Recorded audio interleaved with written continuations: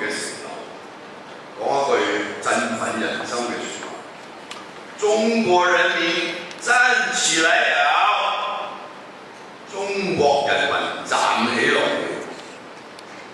1949年嘅10月1日，中華人民共和國成立。中華人民共和國係由中國共產黨領導。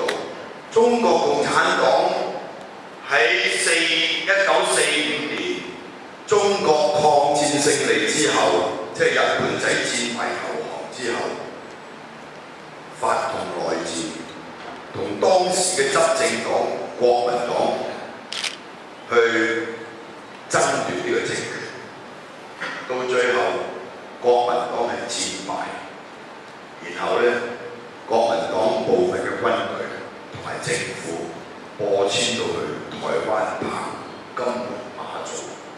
1949年之後，一個中國變成兩個中國。喺台灣澎湖、金門、馬祖嘅叫做 ROC Republic of China。中華民國呢個中華民國係1911年孫中山領導呢個國民黨嘅前身嗰啲革命團體，包括同盟會、興中會搞嘅辛亥革命，武昌首義推翻滿清。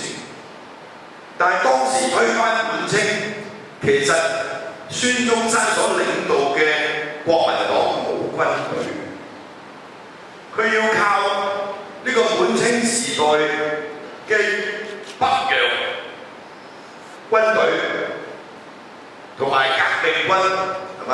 其實呢個孫中山嘅辛亥革命冇死幾多人嘅啫，同後來嗰個國共內戰或者之前嘅即係抗戰8年抗戰日本仔侵華嗰個戰爭所死嘅人數真係相差好遠。因為雖然10次起義到最後嗰次先成功，但係嗰10次起義都係零零星星，好似打遊擊咁，呢度放下炸彈啊，嗰度走去即係糟質下嗰啲滿清嘅軍隊，最多咁嘅啫喎，係一個好象徵意義嘅。但係10次都失敗。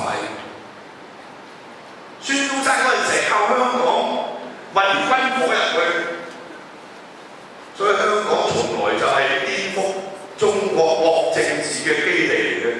孫中山利用香港作為革命基地嘅起點、革命宣傳嘅重鎮同埋革命組織嘅所在地，全部都喺香港大部分。然後喺海外即係籌錢嘅啫，籌啲錢嚟買軍火搞革命。但係個規模，嗰個戰爭嘅規模推翻滿清，即係用軍事力量嘅係好少好少嘅。呢個係即係喺歷史上邊即係中外歷史上邊係好少見。而孫中山作為一個知識分子，一個讀醫嘅人，係咪？佢喺香港大學嘅即係醫學院嘅前身西醫學院係讀醫嘅，係咪？醫人不如醫國啦，係咪？喺孫中山即係要搞革命之前，佢係充滿改革思想，佢唔係要革命。革命同改革分別就係改革係要體制裏邊改革，喺滿清嗰個體制裏邊去改革，係咪？希望個政治更加清明。但係革命就係推翻滿清。佢早期嘅思想係改革，所以佢曾經喺年青嘅時代寫咗篇文章俾呢個李鴻章。呢篇文章裏邊提出要改革呢個國家，要國家富強。過去即係滿清政府搞嘅自強運動都係唔成功。孫中山認為喺呢個上李鴻章書裏邊，佢提出4樣嘢：人盡其才，地盡其利，物盡其用，貨暢其流。佢話：此4事者，國之大經也。中國要富強，就要做呢4件事。人盡其才，梗係講教育啦，係咪？地盡其利，個土地嘅分配好緊要，有土自有財。物盡其用，資源嘅分配，然後貨暢其流，搞貿易經濟。李鴻章當咧黃毛小子，睬你都傻，係嘛？但係孫中山眼見當時嘅中國殖民地。咩叫次殖民地咧？我哋香港曾經做過殖民地，英國嘅殖民地。次殖民地就比殖民地更要不如，就叫做次殖民地。大家要了解呢個 term， 次要嗰個詞。點解係次殖民地咧？因為中國好多地方竟然淪為列強共管嘅地方，喺一笪地方裏邊可以有英國租界，可以有美國租界，可以有德國租界，係咪？可以有日本嘅租界，即係話人哋一個國家即係佔有你嘅土地，咁你係呢個國家嘅殖民地。佢話好多國家喺一笪地方裏邊都當你係殖民地，呢個次殖民地。所以佢下定決心，一定要推翻滿清，重建中華，係咪？呢個係民族主義。嗱，滿清其實都係中華民族嘅一員，不過呢個係中華民國建國之後，但係統治中國嘅係滿清人，對漢族嚟講，佢係外族，係咪？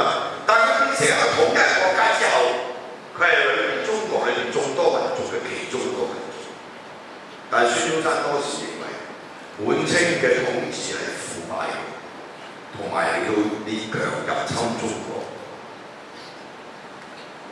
堂堂上國淪為異敵，成為列國共管嘅地方，係咪？所以要推翻滿清。但係淨係用民族主義呢種思想去推翻滿清係唔夠，推翻滿清係點咧？要政治改革，有個政治革命。呢個政治革命就係從要結束呢個中國自秦始皇以來2000年嘅封建專制帝王統治，係咪？由1+1嘅天下變成人民的國。嗱，各位同學，今天嘅世界都仍然有君主國嘅，英文嚟講叫 form of state， 國體有君主國。亦都有 republic 共和國，共和國就是人民的國，君主國就係君主的國。但係隨住嗰個世界潮流嘅發展，民主成為人類即係浩浩蕩蕩嘅潮流，於是君主國都要立憲，由人民決定君主國嘅所謂大政方針。英國Form of state 係君主國，但係Form of government政體係民主政體。